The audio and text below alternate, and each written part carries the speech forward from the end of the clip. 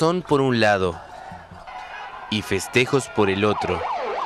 La luz verde de la Corte Suprema de Brasil a la detención del expresidente brasileño Luis Inácio Lula da Silva generó reacciones diferentes. Detractores del líder izquierdista celebraron en varias ciudades, entre ellas Brasilia, donde hubo fuegos artificiales antes de que terminara la votación, y también en Sao Paulo, donde se escucharon bocinazos. ¡Muy feliz! Estoy muy feliz porque se hizo justicia, como dice nuestra bandera, orden y progreso. ¡Y progreso! Avanzada la noche, el exmandatario dejó la sede del sindicato de metalúrgicos, donde siguió el debate sin declaraciones, y se dirigió a su departamento en São Bernardo do Campo, cinturón obrero de Sao Paulo. Allí sus partidarios le demostraron apoyo tras el rechazo del recurso presentado por la defensa del acusado, que pretendía conservar la libertad de Lula hasta agotar los 4 grados del sistema jurídico. El expresidente, favorito en los sondeos rumbo a las presidenciales de octubre, fue condenado en segunda instancia a 12 años y un mes de cárcel. Se lo acusa de recibir un departamento de lujo de una constructora involucrada en el escándalo de sobornos de la estatal Petrobras. Su detención podría producirse la semana próxima. Seguimos actualizando información, por favor. Portal digital de El Deber. Lula presenta otro recurso contra prisión, vencido el plazo para su entrega. La nueva acción fue presentada ante la Corte Suprema, llegó a manos del magistrado Edson Fachin, instructor en este tribunal de todos los casos vinculados a la red de corrupción que operó en Petrobras. La defensa del expresidente presentó un nuevo pedido para evitar su prisión después de que venció el plazo dado por la justicia para su entrega, a fin de comenzar a cumplir una pena de 12 años por corrupción. La nueva acción fue presentada ante la Corte Suprema. Unas 3 horas después del vencido el plazo dado por la justicia, el expresidente seguía trincherado en un sindicato de la ciudad de San Bernardo do Campo, vecina a Sao Paulo, al que llegó la tarde de este jueves una vez que supo que se había ordenado la captura. A reputar essa decisão do juiz Sérgio Moro, que não a sua obsessão, o seu ódio e o seu rancor em relação ao presidente Lula. Chega a ser doentio por parte do juiz não observar os prazos recursais que ainda temos diante do TRF4, sequer a publicação da decisão do Supremo Tribunal Federal. Isso é um atentado à democracia, aos direitos do presidente Lula. Um homem inocente que, aliás, ele não conseguiu, ao longo do processo, mostrar as provas, sequer... Lula no se va a entregar a la policía, pasará la noche arropado por la militancia del PT. La presidenta del Partido de los Trabajadores confirmó que el exmandatario de Brasil continuará en la sede del Sindicato de los Metalúrgicos ABC y allí permanecerá junto con la militancia. El análisis de este momento, de este tiempo, con el paso por su actividad política, lo que ocurre con el tema de la justicia en el Brasil, partiendo del establishment, estaremos conversando con Gonzalo Chávez. Gonzalo, qué gusto, muchas gracias por acompañarnos. Gracias, y hemos Jimena. tocado este tema hace mucho tiempo. Hace mucho ¿no? tiempo tratamos este tema porque es de vital importancia para América Latina, para Bolivia, lo que vaya a pasar en un vecino con el cual compartimos 3.000 kilómetros de frontera y que nos unen tantos temas económicos, sociales y políticos, ¿no? Antes de la entrevista estábamos hablando y yo recuerdo que hace un par de, tal vez un año o 2 años hablábamos del establishment, lo que estaba ocurriendo en el Brasil ya es el momento. Sí, definitivamente hay que entender el contexto porque hay como que 2 lecturas en este momento, ¿no? Hay la lectura de que Lula sería víctima de una conspiración de la derecha, del imperio, que lo que intentarían sería evitar su candidatura o que se le estaría castigando porque habría sacado a 30 millones de habitantes de la pobreza, etcétera, etcétera. Es un camino de la victimización, eso es lo que ha estado utilizando parte de la izquierda latinoamericana y nuestro gobierno, por ejemplo, en esta línea. Y creo que eso no muestra un entendimiento de lo que realmente está pasando en Brasil, ¿no? Creo que en Brasil lo que ocurre es muy grave, como un presidente que pasó de ser un tornero mecánico, líder sindical a presidente, que apostó a la democracia, que llega al poder el 2003 y está por 10 años en el poder y que básicamente hace una transformación importante en la economía brasilera, crece al 4% en promedio, realmente mejora el tema social, hace varias lo que se llama la Bolsa Familia, Bolsa Escola, que sería el equivalente de nuestros bonos Juancito Pinto y otros, implementa el programa Hambre Cero, en fin, un programa muy amplio en términos económicos que muestran un liderazgo muy fuerte. De hecho, cuando Lula sale del poder, pues tenía 80% de apoyo. Además, a nivel internacional había ganado un enorme prestigio, colocó a Brasil entre los BRICS, que es Brasil, Rusia, India y China, había organizado y ha traído a Brasil las Olimpiadas, la Copa del Mundo, inclusive Barack Obama en algún momento le dijo, "This is the guy", este es el tipo, este es el hombre, político más popular del mundo, más popular del mundo. Entonces, ¿qué ocurrió con este político con tanta poder, con tanta influencia? Había un político brasilero que se llama Leonel Brizola, que hace muchos años lo llamaba el sapo barbudo a Lula. ¿Por qué? Porque asociaba su posición política al castrismo, a la revolución cubana, que todos tenían barba, etc. Entonces cariñosamente lo llamaban el sapo barbudo. ¿Cómo ese sapo barbudo se convierte en el príncipe de la política internacional y nacional? Y pues realiza transformaciones realmente importantes, como ahora está tal vez en el proceso contrario, que el príncipe se está volviendo sapo. Entonces, yo creo que hay que entender el sistema político brasilero para entender el conjunto de la obra que ocurrió en Brasil. Cuando Lula gana el 2002 la presidencia, lo hace con el 61% del apoyo, pero no tiene apoyo en el Congreso. Entonces tiene que armar alianzas estratégicas con varios partidos políticos de centro, de izquierda e inclusive de derecha. Y es una coalición gigantesca, varios partidos políticos, y repiten lo que pasaba siempre en toda América Latina, estos pactos espurios, estos pactos que se dividían el poder, los recursos, y por supuesto que le dieron a Lula una estabilidad política muy grande, y eso permitió las transformaciones que hemos mencionado, exitosas en términos económicos y sociales, pero nadie se dio cuenta que en los sótanos de la política se estaba armando un esquema de corrupción brutal. Por lo menos no se dieron cuenta o no quisieron darse cuenta. Entonces, Lula está 2 periodos, después viene Dilma, se incluye un partido muy importante que es el Partido del Movimiento Democrático Brasilero, el PMDB, que es el más grande en Brasil y que está presente en todo el país, a la coalición. Ahí viene Temer, entra de vicepresidente, y obviamente continúan una gestión muy fuerte, y comienzan a salir los escándalos. El primer escándalo que ya surge con Lula, se llama el mensalão, que el mensalão significa la mensualidad grande que recibían diputados y partidos políticos por el apoyo en el Congreso y por recibir apoyo electoral cuando había elecciones. Y ya se arma un gran escándalo y varios líderes políticos, incluyendo uno muy importante que se llama José Dirceu, están presos por ese tema. Pero se contorna el problema, aparecen otros escándalos de corrupción relativamente menores, pero nadie se imaginaba que el premio mayor estaba por venir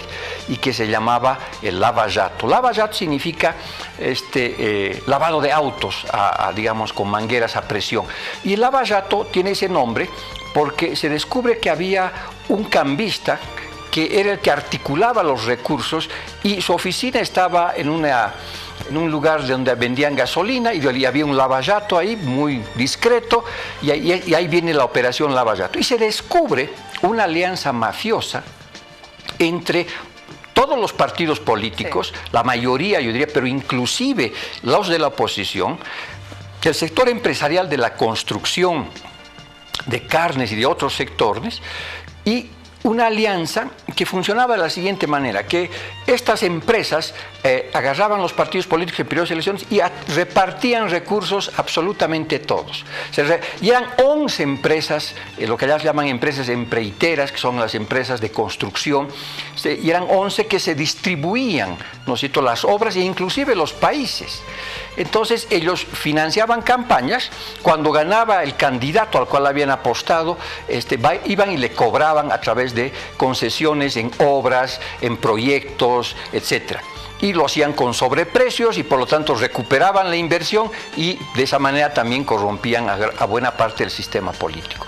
Y eso comenzó a crecer, y se calcula que solamente vinculado a Petrobras, que eso fue el centro del escándalo, se repartieron 30.000 millones de dólares. Eso es el PIB boliviano de un año, para que tengas la dimensión de la corrupción que se dio entre el sistema político partidario, este sector empresarial y sectores que intermediaban los recursos, y eso es lo que obviamente sale a la luz y comienza un choque político. Y este casamiento, este matrimonio que había entre el PMDB y los otros partidos políticos y el Partido de los Trabajadores de Lula se fragmenta, se divorcian muy mal, y obviamente lo que ocurre es que Temer y su partido la sacan a Dilma del poder, ¿no es cierto? Entonces es una pelea de socios, ¿no es cierto? Socios que han estado mucho tiempo en esta catacumba, ¿no es cierto?, del poder distribuyéndose, y que ahora han sido descubiertos y comienzan a delatarse unos con los otros. Felizmente hay un poder judicial relativamente independiente y una policía federal, parte de ella, que también hace muy buen trabajo, y comienzan a descubrirse todos estos escándalos de corrupción. Por lo tanto, es decir, la gran pregunta es si Dilma, Lula, Temer y los otros partidos políticos, inclusive a Aécio Neves, que también está involucrado, que es uno de los personajes de la oposición, cuánto conocían y cuánto estaban involucrados en este gran esquema de corrupción. Esa montaña de plata es imposible no verla desde el poder. Eran más de 30.000 millones de dólares. No estamos hablando que este escándalo de corrupción pasó en Teresina del Norte, en el estado de Tocantins, allá arriba, cerca de Venezuela, donde obviamente el presidente de la República no tiene por qué saber qué está pasando. Estaba pasando en la empresa bandera de Brasil, que es Petrobras, ¿no es cierto? Y eso pues muestra que ese es el conjunto de la obra política. Ahí está el corazón del tema de la corrupción, donde los partidos políticos tradicionales, Lula, Temer, Duda y Lula, tienen por lo menos una responsabilidad de una omisión incompetente por no haber visto tanto dinero circulando, o una complicidad, ¿no es cierto?, que se está comenzando a develar. Lo que hizo el juez Moro es descubrir uno de los problemas que había sido un departamento que recibe Lula, muy cuestionado, que sí hubo o no hubo pruebas, pero también hay que resaltar que hay 6 procesos en curso sobre dineros que recibió directamente Lula, sobre un sitio, o sea, ya la llaman sitio, pero es una pequeña hacienda en San Paulo, y así sucesivamente. Entonces, aparentemente, el tema de Lula y su departamento es la punta del iceberg, y obviamente por debajo todavía hay un esquema de corrupción que está destrozando al sistema político brasilero, que ha generado una crisis económica muy fuerte, una desmoralización de la sociedad, y que lamentablemente ha hecho que este líder con tanto potencial de príncipe vuelva sapo. A todo el tema político hay una actuación de una justicia que en este caso se vio que la justicia trató de ser independiente del poder político, pero también había una acción ciudadana que exigía que se esclarezca, que estaba cansada de la corrupción. Definitivamente, la sociedad civil a través de varios medios de comunicación se enteró de este asunto, porque este tema de la corrupción hace muchos años del sistema político brasileño, el coronelismo en el nordeste, o sea, es un sistema complejo, grande, ¿no es cierto?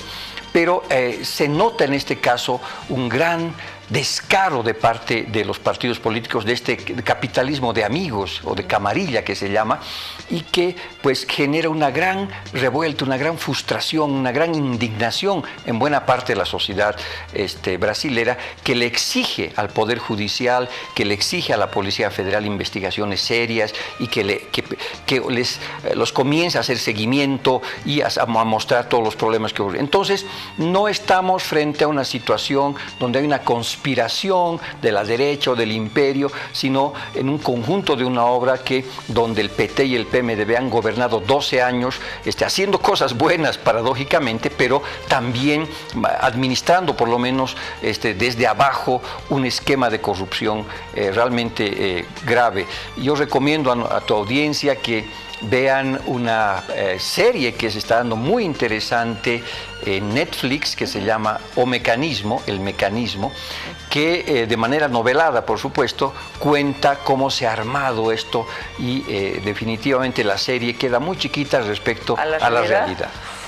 La realidad supera la ficción. La realidad en este caso supera la ficción porque ha habido gente que ha devuelto 100 millones de dólares, hay varios gobernadores presos, porque esa es otra cosa que hay que decir, no es solamente Lula. Por ejemplo, claro. Eduardo Cunha, que es el que implementó el impeachment contra Dilma, está preso. Ahora, yo creo que uno de los temas centrales en Brasil es que el criterio de justicia tendría que ser para todos. ¿Por qué solamente Lula? Yo creo que es una de las preguntas. ¿Por qué no Temer, que también estuvo involucrado con el tema de la producción de carne? Acusado de corrupción y obstrucción de la justicia por la Fiscalía de su país. Exacto. Y el Congreso impidió que sea juzgado y separado del cargo, ¿no? Exactamente. El señor Temer. Sí, entonces eso tendría que ocurrir. El principal líder de la oposición, Aécio Neves, que es nieto de Tancredo Neves, un político muy importante en la transición de la dictadura a la democracia, que fue presidente por horas, se murió muy rápidamente, y obviamente este heredero político también estuvo involucrado. Entonces esto carcomió al sistema político, este esquema de corrupción. Y no solamente, como tú sabes, en Brasil, sino en Perú, en Ecuador, en Colombia.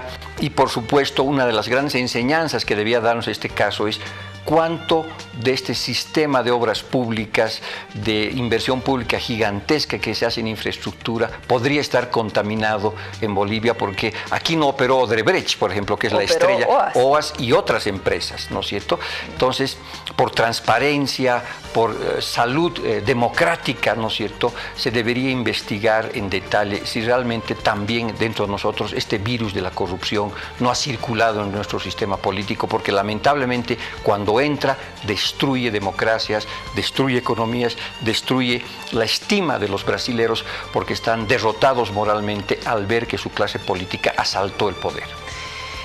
Has dicho muy bien, Lula está lejos de ser el único político de Brasil condenado por corrupción.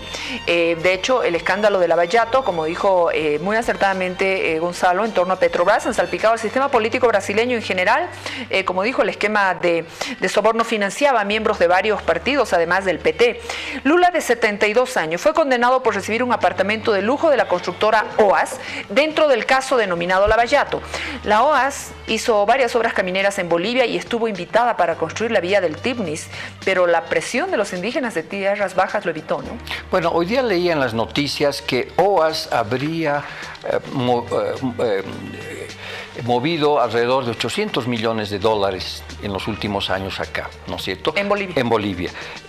Como sabemos, Odebrecht tiene un pedacito muy pequeño del tramo Santa Cruz-Puerto Suárez, sí.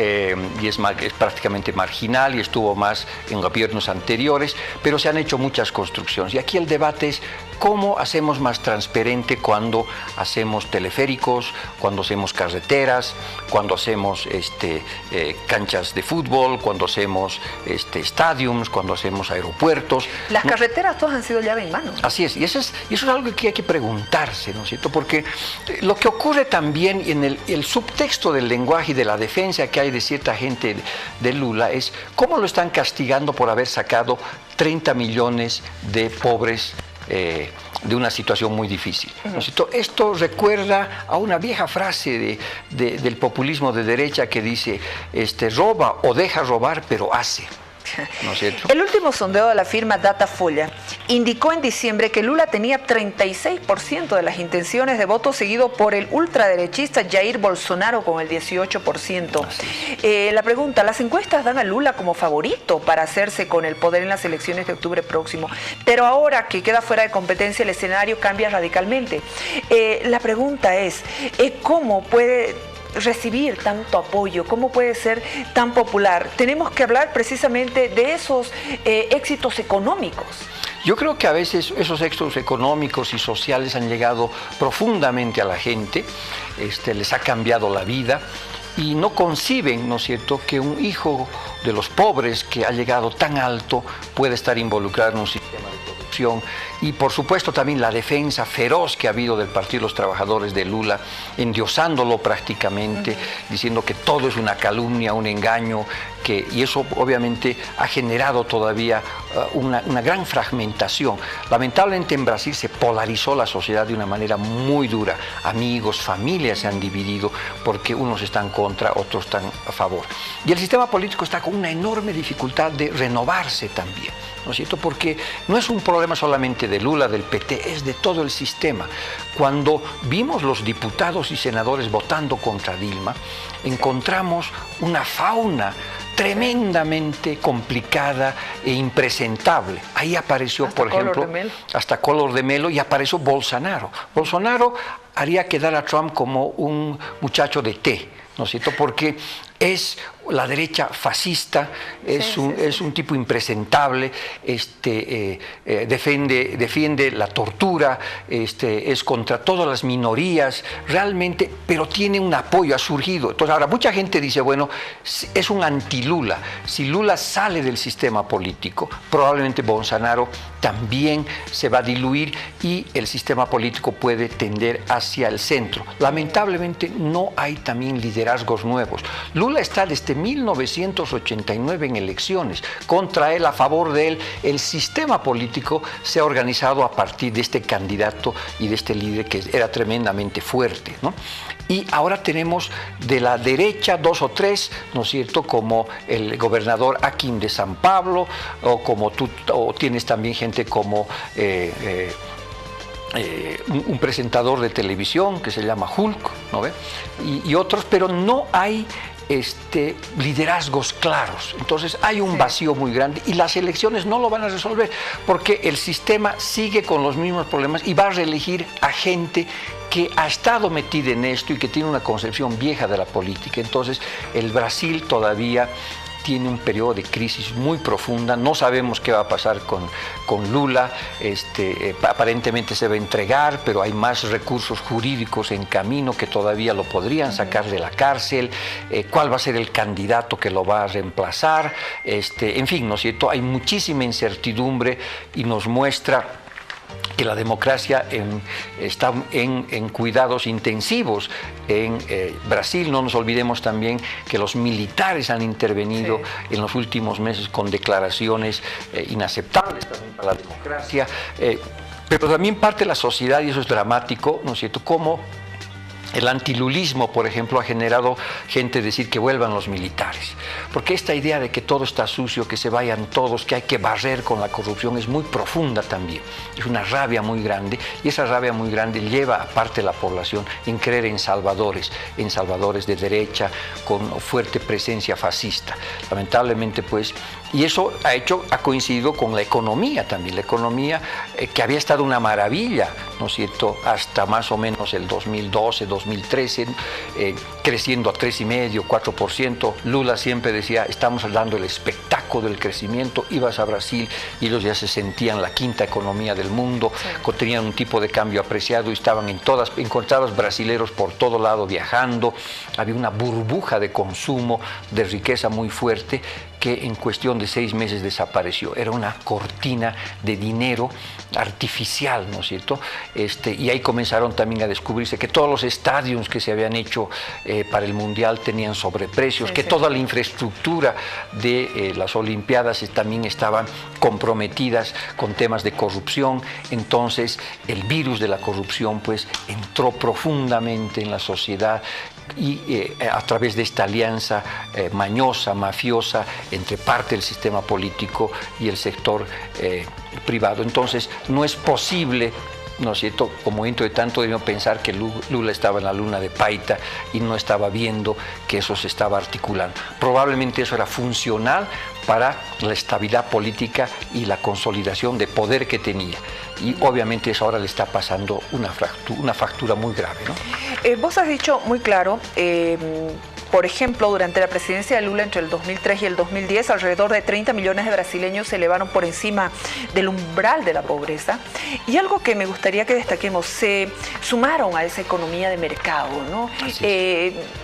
este logro específico fue reconocido tanto por los partidarios de Lula como los detractores. Así es. Donde aumentó su apoyo en el país. Además, esa mejora hizo sentir en todo el Brasil que bueno, estos programas sociales eran elogiados no solo en el Brasil, sino internacionalmente. Cuando Lula concluye su mandato, había una economía en auge, una tasa de desempleo inferior a la de Estados Unidos o Alemania y un optimismo sobre el futuro del Brasil inédito en décadas. Incluso la clase media, Gonzalo, la clase media accedía a mejores trabajos, mejores salarios, alimentó el consumo. ¿Cómo se puede superar todo esto? ¿La sombra de la corrupción puede pesar más que esto? Bueno, tiene que ver con expectativas y también cómo las políticas populistas tienen periodos cortos de vida. Es decir, se había hecho toda esta infraestructura, estos gastos, se había creado una burbuja de consumo, pero no habían recursos, porque ocurrió más o menos algo muy parecido a lo que está ocurriendo en Bolivia. Porque se vio en el boom, ¿no? En claro, el precio de las materias ellos primas. exportan alimentos, exportan minerales, a pesar de que es una economía un poco más industrializada, sigue dependiendo de los recursos naturales. Entonces, cuando caen los precios de los minerales y especialmente de los alimentos que ellos exportan mucho, después comienza la crisis y habían hecho unos gastos absolutamente fuera de lo normal, los huecos fiscales. Por ejemplo, es una cosa interesante que el conflicto de poderes también se da porque el poder judicial en Brasil es gigantesco y tiene unos privilegios enormes, ganan 15 sueldos, unos sueldos gigantescos, y de alguna manera el gobierno de Dilma quiso racionalizar esto y también hubo una reacción corporativa. Entonces es interesante cómo en el escenario político se combina independencia de poderes pero también defensa de intereses corporativos, ¿no es cierto?, de los jueces que dicen no, ustedes no nos van a someter, y por lo tanto mucha gente habla de la república de los jueces y hablan de la república de Curitiba, donde el abogado rey es pues Sergio Moro, que es este juez duro, ¿no es cierto?, que ahora probablemente sea el que entierre la carrera política de Lula. Pero los temas sociales también es interesante ver que no tenían sostenibilidad, porque ahora que el boom ha pasado, Brasil ha vuelto a su realidad. La salud está completamente colapsada, tienen serios problemas de educación, es decir, no funcionaron estructuralmente las políticas sociales, aliviaron los problemas. De hecho, la violencia urbana ha subido significativamente en Río, en São Paulo, en Minas Gerais, en Belo Horizonte. De hecho, Río está intervenida por los militares porque la policía no tiene recursos, no tiene ni cómo controlar, es un estado fallido Río de Janeiro y no puede cómo controlar la violencia.